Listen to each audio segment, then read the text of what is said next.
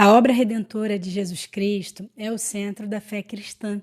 Em Hebreus 2, 14 e 15, lemos assim: E visto como os filhos participaram da carne e do sangue, ele também participou das mesmas coisas, para que pela morte aniquilasse o que tinha o império da morte, isto é, o diabo, e livrasse todos os que com medo da morte estavam por toda a vida sujeitos à servidão. Bem, esse texto revela uma das verdades mais profundas do Evangelho.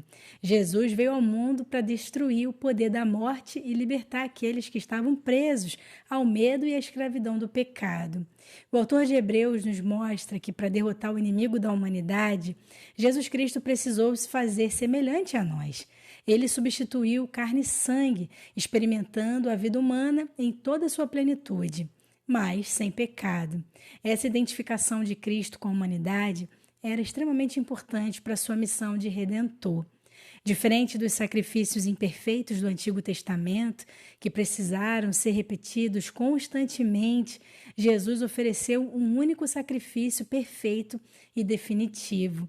O sistema levítico de sacrifícios era um testemunho da insuficiência da lei para conceder redenção completa. O sangue de touros e de bodes apenas cobriu temporariamente os pecados, mas não os removia.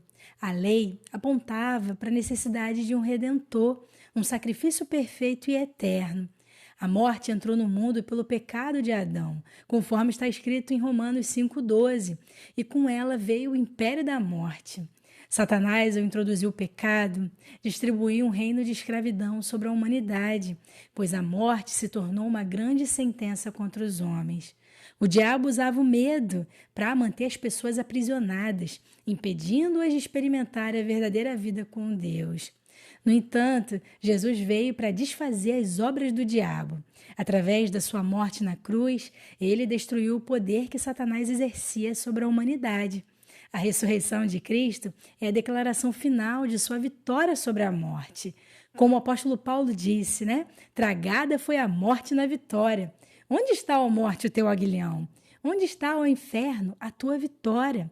1 Coríntios 15, versículos 54 e 55.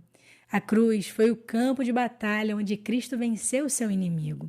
Seu sangue derramado satisfez a justiça divina, pagando a dívida do pecado e quebrando o ciclo de condenações. O medo da morte que dominava a humanidade desde a queda é dissipado pela esperança da ressurreição. Agora os filhos de Deus sabem que a morte física não é o fim, mas a porta para a vida eterna com o Pai.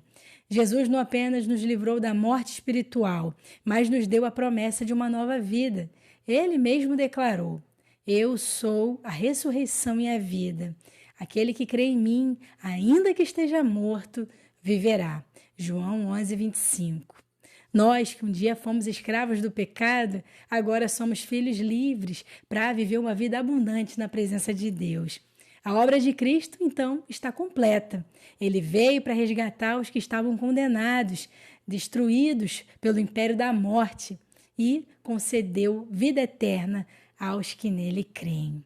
Hebreus 2, 14 e 15 nos lembra que a cruz não foi apenas um ato de sofrimento, mas um ato de vitória, onde Cristo triunfou sobre a morte e garantiu redenção de seu povo. A salvação, então, é um convite para todos nós. Hoje, cada pessoa tem a oportunidade de ser libertada do medo e da escravidão do pecado. Basta crer em Jesus e confiar na obra consumada da cruz. E que possamos viver nessa liberdade e proclamar ao mundo que Cristo venceu a morte e nos deu a vida eterna.